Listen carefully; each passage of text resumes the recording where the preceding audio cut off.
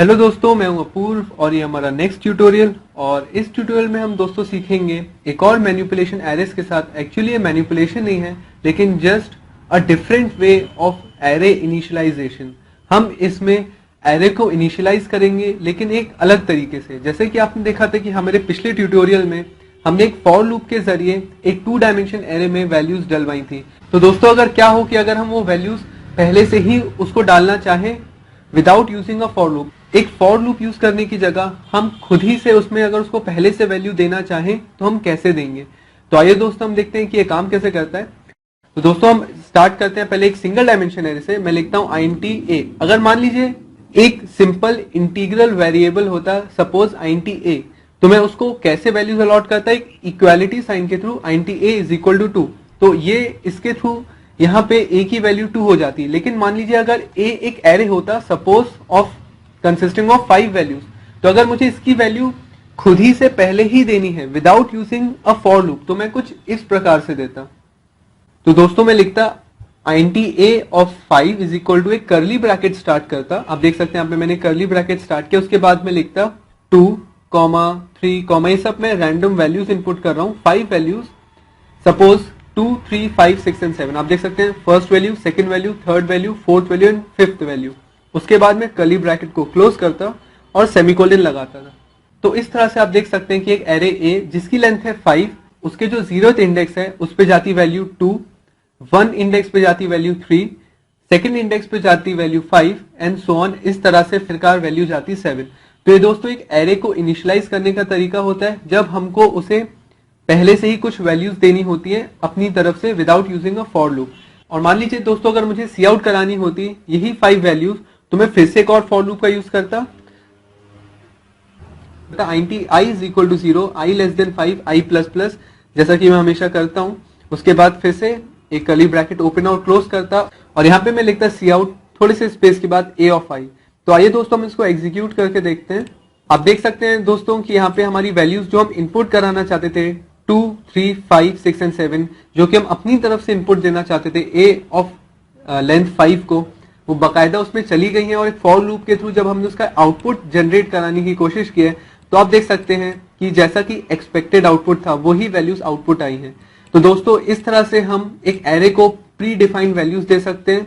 एक curly brackets के बीच में, एक सेट ऑफ कर्ली ब्रैकेट्स के बीच में वैल्यूज सेपरेटेड बाय कॉमा, उन वैल्यूज को हम कॉमा से सेपरेट करके सीक्वेंशियली वैल्यूज दे सकते हैं।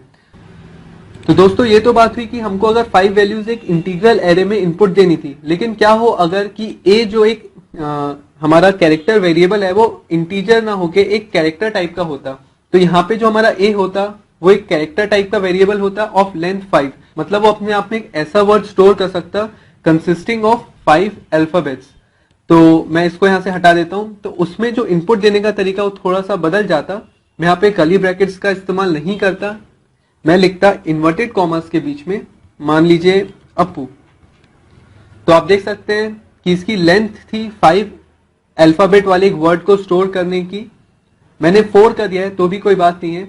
तो यहाँ पे अपू जो है ये एक कैरेक्टर वेरिएबल a में जाके स्टोर हो जाएगा। हम इसको एग्जीक्यूट करके देखते हैं और आप देख सकते हैं क्योंकि मैंने यहाँ पे थोड़ा स्पेस दिया था, तो a space p space p space u, ये आउटपुट यहाँ पे जनरेट हो गया है। अगर मैं सिंपली यहाँ पे इसको मिटा के सिर्फ सी आउट a ऑफ i लिख देता, तो जैसा कि हमारा एक्सपेक्टेड वर्ड जो हमने उसको इनपुट दिया था वही आउटपुट में आ जाता।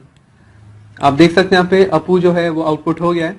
तो इस तरह से आपने देखा कि हम एक कैरेक्टर वेरिएबल के एक एरे में पहले से ही कैसे वैल्यूज दे सकते हैं। अगर मान लीजिए मैं ये वाला मेथड यूज ना करते हुए जो हमारा पिछला मेथड था 2 कर्ली ब्रैकेट्स के बीच में वैल्यू देना, अगर मुझे वैसा कुछ इनपुट देना होता तो मैं कुछ इस प्रकार से लिखता।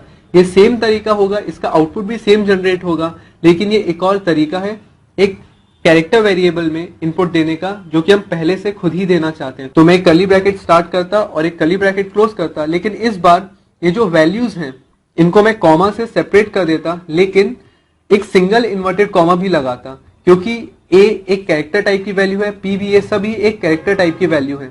यहाँ की न्यूमेरिक, अगर न्यूमेरिक वैल्यू होती तो मैं सिंगल इन्वर्टेड कॉमा के बीच में नहीं लिखता, सिंपली उनको ये कॉमा से सेपरेट करता। इस बार मैंने कॉमा से सेपरेट तो किया ही है, लेकिन सिंगल इन्वर्टेड कॉमास के बीच में भी वैल्यू को लिखा है। तो इसकी खासियत यह है कि आपको इसके एंड में एक नल कैरेक्टर भी देना पड़ेगा। मैं बताता हूं आपको नल कैरेक्टर कैसे देते हैं। मैं सिंगल इन्वर्टेड कॉमा के बाद एक फ्रंट स्लैश 0 लिख देता हूं। दोस्तों ऐसा है कि जब भी हम एक कैरेक्टर वेरिएबल लेते हैं तो उसकी एंडिंग हमेशा एक नल कैरेक्टर से होती है।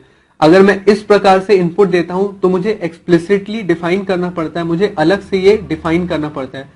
जो हमारा पिछला मेथड था जिसमें हमने इन्वर्टेड कॉमास के बीच में वैल्यू दी थी उसमें नहीं करना पड़ता है, लेकिन इसमें करना जरूरी है। तो आप देख सकते हैं नल कैरेक्टर को इस प्रकार दिया जाता है, इन्वर्टेड कॉमास के बीच में, सिंगल इन्वर्टेड कॉमास के बीच में एक फ्रंट स्लैश 0।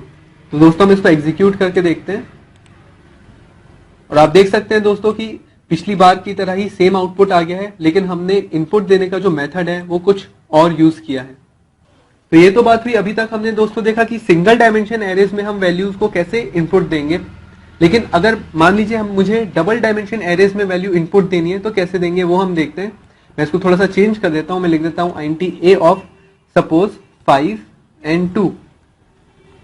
तो अब इसमें दोस्तों हम कैसे इनपुट देते हैं, इसमें भी हमने जैसे पहले सिंगल डायमेंशन एरे में इनपुट दिया था हम सेम वैसे ही इसमें भी इनपुट देते हैं। हम दो कर्ली ब्रैकेट्स के बीच में वैल्यूज लिखते हैं सेपरेटेड बाय अ कॉमा, जैसे कि सपोज 1 2 3 4 5 6 7 8 9 एंड मान लीजिए 11, क्योंकि यहाँ पे जो हमारा मैट्रिक्स है इस बार 5 क्रॉस 2 का बनेगा consisting of 10 values, 5 into 2 is 10।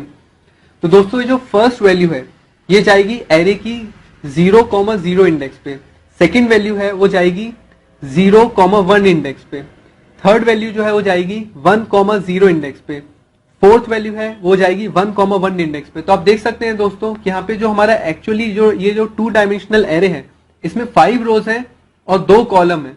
तो जो फर्स्ट 2 वैल्यूज है ये फर्स्ट रो की वैल्यूज है, सेकेंड 2 वैल्यूज सेकेंड रो की वैल्यू है, अगली 2 वैल्यूज थर्ड रो की है और ये 2 वैल्यूज फोर्थ रो की हैं और ये 2 वैल्यूज फिफ्थ रो की हैं।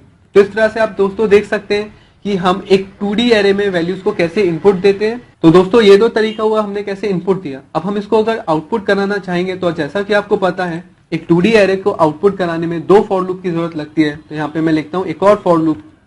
हाँ तो दोस्तों आप देख सकते हैं कि मैंने यहाँ पे इनपुट तो दे दी है वैल्यूज और उसका आउटपुट मैं इन 2 फॉर लूप का यूज करके दिखाऊंगा। फर्स्ट फॉर लूप जो है वो रो के लिए चलेगा, सेकेंड फॉर लूप जो है वो कॉलम के लिए चलेगा। हर बार जब ये लूप एग्जीक्यूट होगा तो ये एक 2D एरे को रिप्रेजेंट करेगा एक अपने आउटपुट डिस्प्ले करके। तो दोस्तों हम इसको एग्जीक्यूट करके देखते हैं। आप देख सकते हैं एक 2D array consisting of 2 columns and 5 रोज, उसका आउटपुट आ गया है बहुत ही अच्छे तरीके से। तो दोस्तों ये तो तरीका हुआ कि एक 2D एरे जो कि अभी फिलहाल इंटीग्रल टाइप का है। मान लीजिए एक 2D एरे बट इस बार वो कैरेक्टर टाइप का हो तो उसमें कैसे हम वैल्यूज को इनपुट देंगे हम वो देखते हैं। अब मैं लिखूंगा कैरेक्टर ए, यहाँ पे मैं कर देता हूँ सपोज 7 और यहाँ पे कर देता हूँ मान लीजिए 10।